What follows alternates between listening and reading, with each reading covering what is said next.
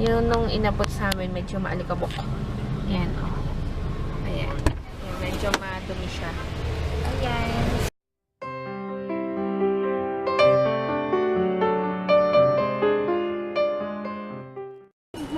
Nandito na kami sa my Funabashi. Dito namin kikitain yung parang kinontak ni Otousan kasi nagtingin-tingin sa internet sa Otousan para din sa pagbili ng sasakyan namin na gagamitin dito sa Japan kasi second hand. So ayun, dito daw namin kikitain. So tinatawagan ngayon ni Otousan kung saan banda talaga dito kitain. So ayun, ang dami namin try sila ka mga dalawa po yun, no? Dalawang try nyo sila namin from dun sa tinutuloy namin Airbnb papunta dito. Ayan si Otousan, kausap niya na yung nagbebenta sa kanya nung sasakyan. Tapos chinecheck na lang niya. Dito kami ngayon sa pasar. Tapos nag-order kami dito sa Tonraku. Ayan, so ito yung aking order, Tonjiru Reshoku. May rice, may egg, may miso soup siya na may baboy-baboy din. Tapos, kankatsu, tapos cabbage, tapos nilagyan lang yung Otousan itong kuchin soup. Yan, kain tayo. Ayun, nakasakay na kami nga dito sa bagong sasakyan namin na kahit second hand siya, syempre bago sa amin. And, nagpagasolina na kami. Tapos ngayon magpapa-car wash kami. Self-wash yung tawag nila.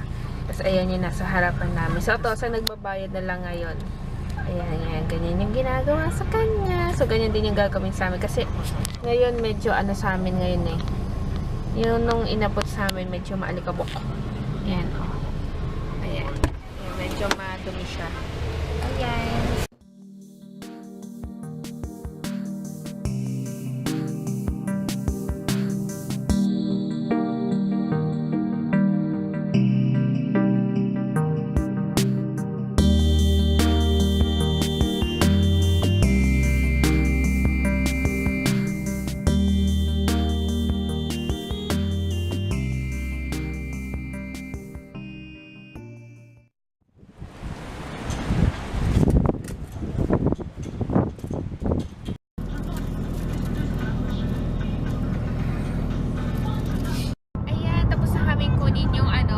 Yung plate number para dito sa sasakyan. Ngayon papunta naman kami dun sa pinagbilhan nito para ibalik yung stamp niya.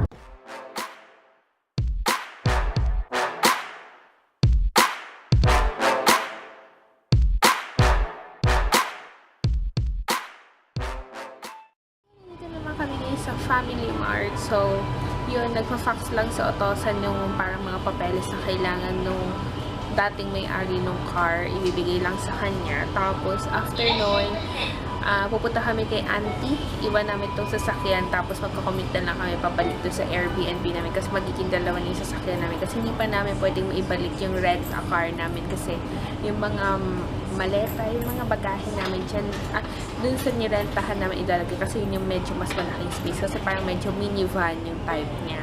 Awi na kami ng apartment or ng Airbnb and magpapahinga na kami kasi grabe yung adventure namin ngayon. So, good night. Bukas na lang ulit. Mag-edit din ako ng vlog later tas upload kasi ang bilis na upload dito. Sobra. As in, yung 7 minutes ko, 10 minutes lang upload. Galing. So, good night. Bye!